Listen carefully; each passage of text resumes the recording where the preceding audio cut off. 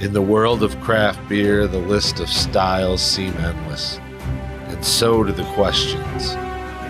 What is a Kolsch? What kind of glass should be used for an IPA? What is the right temperature to serve a stout?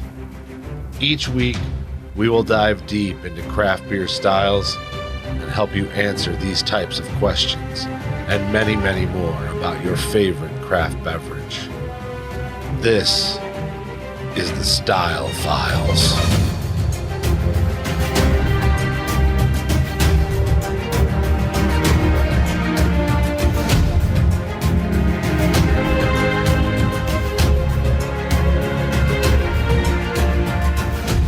Well, hey guys, what's going on? Welcome to the show. This is the Style Files, and this is episode number 34. Getting up there. We are, man. Up there. This week we're going to be doing one of I think I can speak for the both of us. This is one of our favorite beer styles, an sure. Oktoberfest. And by the way, I'm Kenny Hyman, aka the Brewer Seville. The man across from me is known in Mexico as Roberto Vocacchio. Only in Mexico, though. Not in Spain. And no, different there. Just It's Mexico. Baberto there. And we are on video and on audio nowadays. Believe Hey, it or guys. not. Hey Made guys. it. We're here. This is the big time. It's the smallest big We're time stars ever. of screen and audio. I don't It's so know. big time. I have a fucking oscillating fan over here because it's just not cool enough. And there goes the sound, just like that. So. Cut it. Cut it. Cut it. What's that? I give you the cut. Cut it. Well, before we talk about this Oktoberfest or Festbier, however you want to call it, let's tell them how they can support us. Tell them how they can support First off, for those of you watching this, I need you to do me a favor. Hit the like button. Hit the subscribe button. Hit the notify button. Hit them. And hit them all. And The best and ones. just watch us. They're only like 30 minutes, guys. Easy, 30 yeah. minutes. And comment, too. Give us a Comment, man. Talk something out Talk there. it up. Talk it up. Tell us how what you shitty think. we look on the camera. Say, Yeah. "Man, Or my hair tell us today if, sucks, guys. or tell us if we don't know what the fuck we're talking about. And you can also, underneath me here, you can see it right here down below. There is a banner that has a QR code, and you can scan that QR code. And if you're really feeling generous, you can support us at patreon.com/pint talking pint club. So many benefits. So many benefits for the $5, $10, and Plethora of $20. benefits. Yes, plethora, a myriad. Cornucopia, if you will. Oh, wow. We're coming up on, I guess, Thanksgiving. Who doesn't love a cornucopia? Doesn't. I wonder if that's like a bullshit thing that they just made up one day. Like when they were drawing in the history books, they're like, Right. put this thing, we'll call it a cornucopia. I got a great idea. Cornucopia. Great idea. Fill it full of food. So basically what you get the Style Files and Pint Talking ad-free and early release. You get a beer on your birthday. You get the Power Hour, which is a special show once a month that Bob and I do, where we don't necessarily just talk about beer. We drink beer and we just talk. We like talk to about drink beer. shit, like we're sitting at a bar almost, except with headphones on and a microphone in front of our face. Maybe even a camera in front of us. And now a camera. Yes, if you're on the Patreon, you get you get the Power Hour video as well as audio. And then So far, we haven't lost any patrons to that, so that's nice. gained one. Oh, there we go. Gained one. So let's see. You can also you'll get a sticker. You'll get I said the beer on your birthday. I think The Pine Talking Pine Club group or whatever. yeah, Facebook group. And so I mean it's well worth your time. There's And then also you get the entry into perhaps winning a. I was just about to say, yes, you could win a 6-pack of beer from BrewPigeon.com. A lovely brew pigeon, formerly known as Rivalry. Brews. That's it. Yeah. That's right. Yes, it's no longer that. It is now BrewPigeon. I believe they've moved locations. I think they're in Summit County now. But No, right on. so yeah, You could do that. You could also support us at the with the Amazon link in the show notes. Easiest way to support us is that. Although Amazon never seems to pay me for anything that gets bought through my link. Thanks that it's working. It's like they think I'm forcing people to do it, and it's like, well, isn't that kind of the point? Isn't that the idea? Yeah. You asked How does me this work otherwise? I want to be an affiliate, and I want people to buy through my link. Shouldn't I tell them about it? I don't know. So how else would they know about it if you did not tell them? I don't know. They're fucking ridiculous. They're ridiculous. You about to open a beer right now? I am. We're gonna do. This is style 4B. This is the Festbier. Oh God. Oh. Got it on the pop screen. Oh boy. Well, that's why the pop screen's there. Let me pour this here. I'll give the folks at home that are watching a little. Give them the show, Kenny. Give them the show. I got to move my mic a little bit. I just dumped that right in. Good, perfect pour, right? Bob is the worst pourer. I used to think that I was, but Bob has surpassed me. Also, if you're on the video, I am using a glass that is the Brewer of Seville. Custom glassware over here. Yeah. It was made by my good friend Jeff that visits Wrecking Crew all the time, and I can't think of Jeff's last name right off. Hutchinson, that's it. They call him Hutchinson Hutch. Creations. Yes. On Facebook. If he makes some cool. Look at that. We're shouting out Jeff. There you go. He's not paying us for this, but maybe soon. I mean, he gave me a glass. That's payment pretty good. enough. That's payment enough. Yeah. He also made the glass I gave you for your birthday. That's true. I believe that. Yeah. The one of you and I. There's a picture of Bob and I. Me and me. Yeah, it's me dressed as Bob. Right after he shaved his beard, and I no longer looked like him. Perfect pour every time. God, Bob, that's here. Let me do great. Let me zoom in on that. Check that beauty out. That's a good head, but I mean, it took a long time to get there. Oh yeah. All right, so style 4B, called the Festbier. Oktoberfestbier or Festbier is a German style of low fermentation beer that is very similar to lagers in its blonde color, but also in the fact that it's fermented at a cooler temperature than ales. Duh. We could also define it as a German blonde lager, relatively soft and limpid in the mouth. Limpid? I don't even know what the limpid means. I like that, yeah. That's craftbeer.com's description. The beer we are drinking is Festbier from Columbus Brewing. And it's 5.3%, and I have no recorded IBUs from them. I don't know how you don't need those, it seems. I guess apparently not. Blue Heron doesn't do that either. No? No. On any of them? Nope. Really? You look on Untapped, and there's no IBUs. It usually says 0. Huh. I didn't know that. Hey, whatever. I don't know. I mean, pretty much everything you put in it. Most people, I think, use Beersmith, or there's another one, I can't think of that other one. Well, isn't that the debate though? Isn't there the debate is the perception of bitterness, and then there's the actual bitterness? We talked about this for a couple things where you can get a roast bitterness and you can get a hop bitterness. So, and then obviously IBUs is based on your alpha acid content and at what point in time you put these hops in.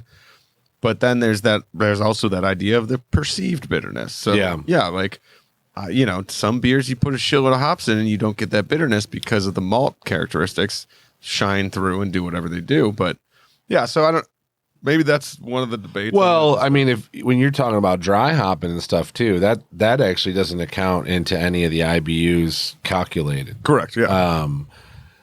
After flame out, basically after whirlpool, if you do any hopping outside of that, it's not calculated in the IBUs. Correct. Yeah. But definitely makes a hell of a difference in the perception. Which again, maybe that's why some people just say fuck it on the IBUs, because perceived versus actual is what it is, Or maybe Mike's like, fuck it, I don't want to type any more numbers in. Correct. I was about to say, it also could be a laziness. All right, so let's talk about the characteristics of this beer. The beer description basically is just, it says Oktoberfest style lager. I mean, what a description. That is, I mean, hey, short and to the point. That's what I like. I'm fine with that. Yeah. ABV 5.8 to 6.3. So right off the rip, Columbus is coming in short. Yeah, I was about to say there's 18 to 25 IBUs. We don't know about that with Columbus. Color 4 to 6. Serving temp. Now this is 45 to 50. That's so high. That's ridiculous to me. 50 to me is a stout temp. 50 is a sweet beer temp to me. You know, if you're getting like, well, I mean, these are a little sweet. But. Yeah, but I mean, I don't know. It's not that sweet though. Like you want some sweetness to come out of the beer. You warm it up a bit. It's maltiness, not sweetness. Well, I guess. Whatever. You know, whatever. What else? Serving pressure 10 to 12. So the overall impression, according to the BJCP, is a smooth, clean, pale German lager with a moderately strong malty flavor and a light hop character. Yep. I'm going to say that's right on here. Sounds right. Definitely balances strength and drinkability with a palate impression and finish that I don't know what the fuck this is. Anyway, that encourages drinking. I'm skipping that. Meaning it wants you to drink more. Okay. It's like having a pretzel. And I do. I want to drink more. Showcases elegant German malt flavors without becoming too heavy or filling. Let's go ahead right off the bat to you here before we really do anything and say this is different than the Marzen.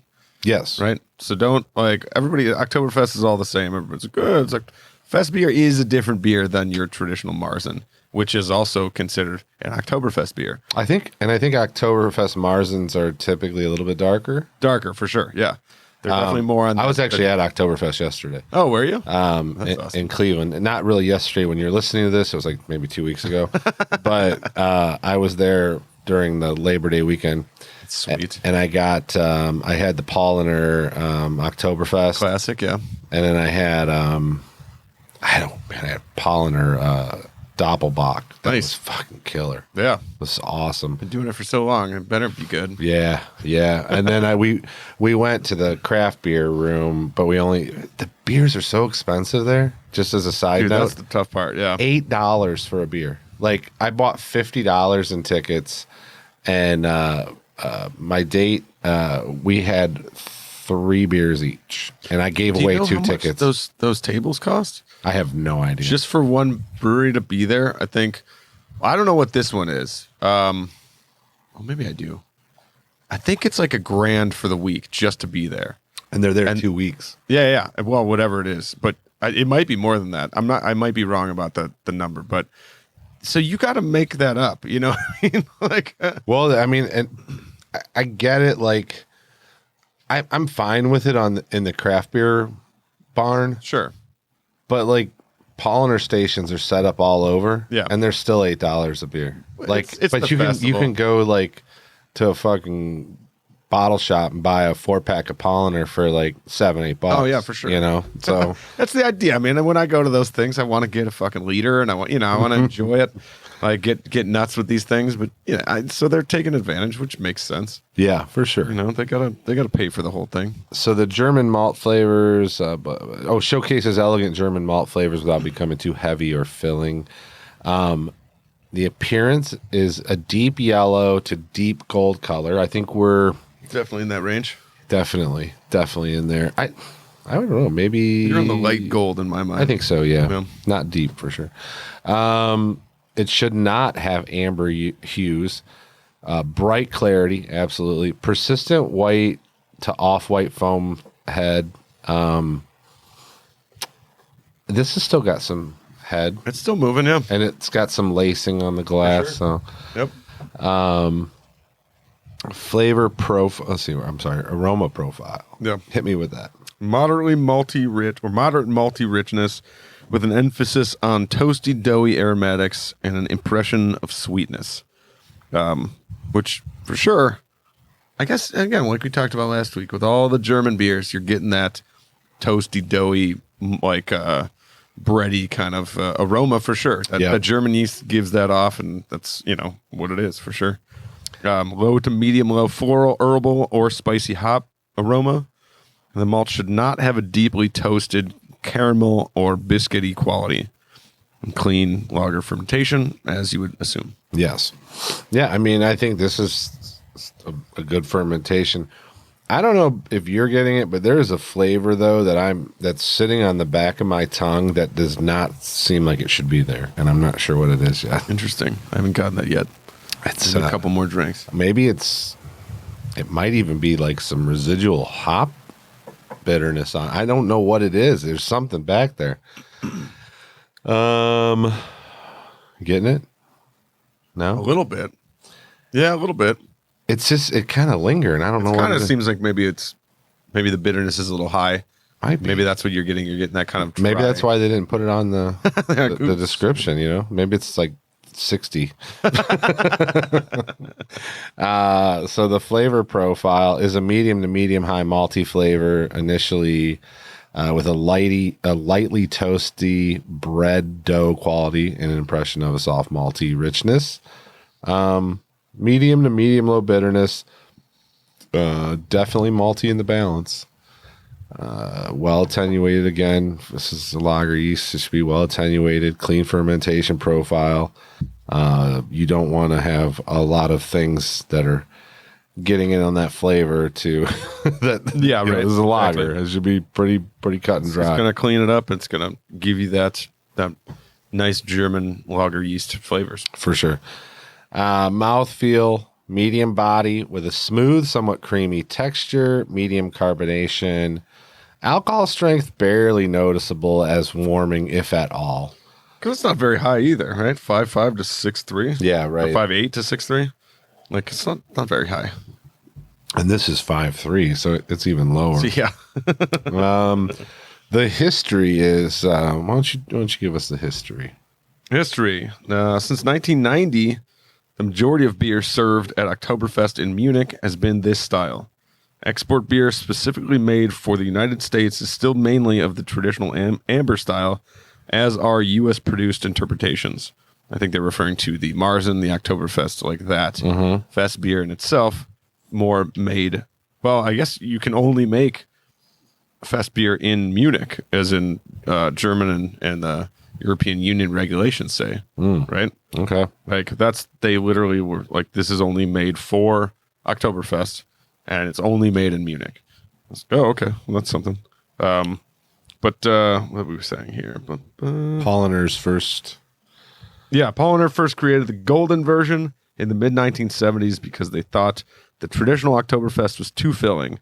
So they developed a lighter, more drinkable, but still malty version that they wanted to be, in quotations, more poundable, which I can appreciate a brewer that would say, I want a beer that I can pound easier. Right. But the actual type of beer served at Oktoberfest is set by a Munich city committee.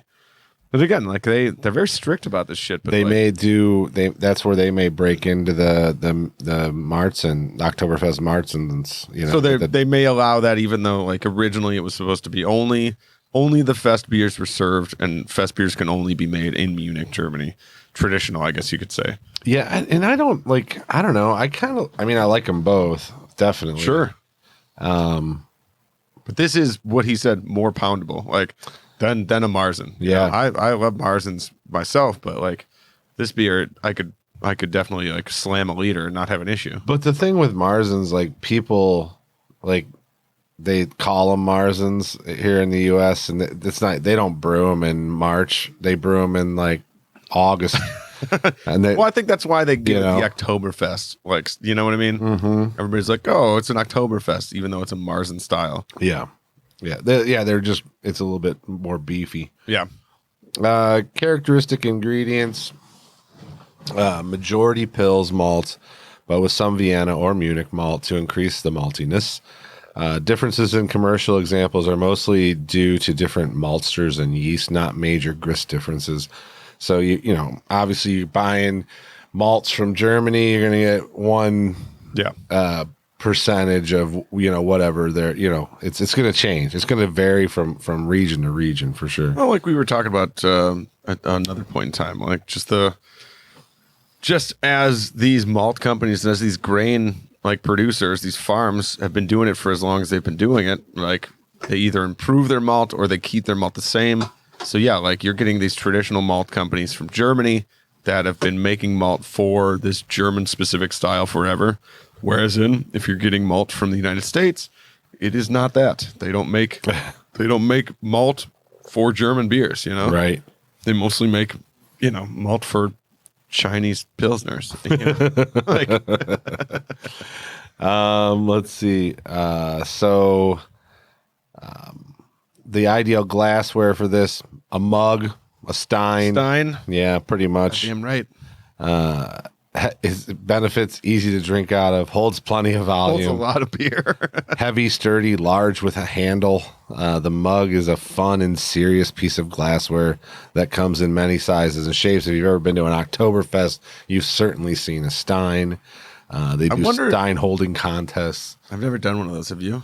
I almost signed up for the one I was going to do it, but I couldn't even try with that. I might do one of these local ones and see if I can. Yeah, I mean, like, it's funny. Probably some skinny ass dude that has like no arm muscle at all is the one that ends up holding. All these big guys are like, oh, like I know I would lose. So the only thing that bothers me about these is that you can't like drink beer while you're doing it. Like I feel like that's my problem. Like, I'm just standing here. Right. Can I at least get a beer? I got another hand. I got a free hand. Can I have two steins? I wonder if so. Obviously, with steins and with mugs, like they're bigger, so it's harder to drink out of if you didn't have the handle. But like when we think about it in wine standards, right? Like the way to, you want your red wines to be warmer, you want your white wines to be colder. Mm-hmm. That's where the glassware comes into play. You hold a white wine glass by the base or by the stem as to not warm up the wine. I wonder if that has anything to do with the same thing with the mug styles or the stein styles. No, I mean, yeah, you're not touching. Your hands aren't touching it. Yeah, right? Yeah. I don't know. Like when I was at Oktoberfest, and I was walking through some of the craft tents. Yeah, and they had like these killer looking steins, like with the flip tops, the little handle. Sure. Yeah, and like they were super artsy, lots of great painting on there. Sure. $50 to $100. Oh yeah, pop. absolutely. I'm like, oh my god! There was this one that had a Viking. It was a horn. Oh, that's awesome. It was a horn, and then it had a painting of a Viking on it, and it was $100. Are those the ones that you have to have like the certain little like holder? Yes, it did have, because I have a horn downstairs. Oh, yeah. in my kitchen there, and it has a holder that sits on the bar. Yeah, because it looks like a full ass horn with the point on it. Like I could jam it into somebody's eye. It could be used as a weapon for sure. Maybe that's the idea. Maybe. Well, that could be. They're glass doubled as a weapon. Well, you can't break a horn over somebody's head, so I mean, you got to do something else. You might as well jam it in their asshole. Examples of the style, I don't have any written down because I didn't copy over the right ones. But I can tell you that damn near everybody makes an Oktoberfest. Yeah, obviously. I mean, Great Lakes makes one. Oktofest from Brew Kettle. There's a great one from Wolf's are these Ridge. all Festbiers though? Well, I mean, they're all Oktoberfest beer. They're all labeled as Oktoberfest. Like some of them don't even bother naming them other than Oktoberfest. Right. But again, that's what we were just talking about, the difference between. But I don't think they're the Marzen. They're Marzens. I don't think they are. I think they are specifically this style of Oktoberfest. I feel like you got to name that then after learning this. I feel like you got to say Festbier. If you're going to call it Oktoberfest, say either Marzen or Festbier. Right. Well, and I'm sure that it's labeled in Untapped properly, but hopefully. Okay, because I did later on down here, I actually did type in Fatheads Oktoberfest, Wolf's Ridge Oktoberfest, and Great Lakes Brewing Oktoberfest. Yeah, but isn't Great Lakes a Marzen? I think they have both. I think they do too. So they call them both Oktoberfest? Well, I bet you the Marzens actually got that in the title somewhere. Huh. We'll have to see. You brought some. No, I did bring some. Let's check that out. All right. Let's give it a rating. What do you think, man? This one is good. It does have that weirdness. That's, I think, just a little bit more hop bitterness than is. It's not as smooth as I would like it. Like it drinks well, but like I want my fest beers to be like super just real docile with the hops, Like you should be able to just throw this thing back and not even think about any kind of bitterness or astringency coming from hops. Hops should be there to just balance the maltiness, and that's it. I'd rather even be less hopped than it probably should be normally, just so that maltiness comes through, because it makes it so much easier to drink. I think when it comes to like what the beer is, we let ours warm up a little bit, which I think is nice. It's good for those kind of beers. Doesn't need to be fucking super cold. No. The carbonation level is great. The head persistency, I mean, I feel like it stayed. It's still here, and I'm mostly done. Yeah. The flavor is great. So I would say I'm going to give it a 4. Okay. I think 4 is reasonable. I'm just gonna hit you with it right off the bat. It's a 3.5, and it's a 3.5 because that flavor to me got worse as I went deeper into that can. Okay. I don't know what it is. I don't know if it's just some anomalous flavor that happened on this particular 6-pack. Who knows? I don't know what it is. Maybe it's a warm to cold type thing. It's very off-putting to me though. I am getting it really very strongly, and I don't really like it. Okay. I think everything else is pretty much on the mark. I mean, good head, right color. It's a little low in alcohol.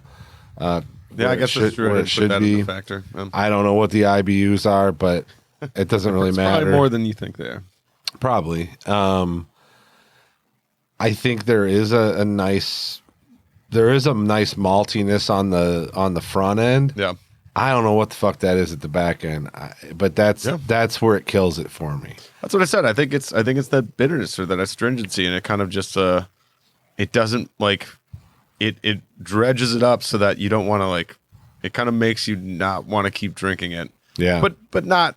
It's not. I don't know. I drink garbage, so I can drink everything. It's not. I mean, I would switch to another Oktoberfest if the option was available. Yeah, probably. And not drink that one. Yeah. I would probably go to with another one. Just drinking yesterday's Oktoberfest at the Polliner. I mean, obviously that's going to be really good, but it's not even comparable. Like it's just, sure. Yeah. Well, there's a couple years difference in the brewers. Yeah. Yeah. I mean, listen, Columbus makes good shit. I'm not going to fantastic stuff. I'm not going to say that they're not doing a good job. It's just this particular can did not work for me as the way I wanted it to. So. Understandable. I feel like that's all valid points you're making.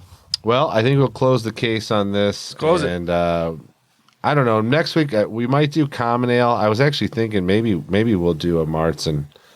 Hell yeah! If we can find some, which we should be able to find some. I think simple. Yeah, pretty easy. I mean, they're out there, right? So that's gonna do it. A lot of them. Yeah, for sure. That's gonna do it for this episode. I'm Kenny. That's Bob. Me.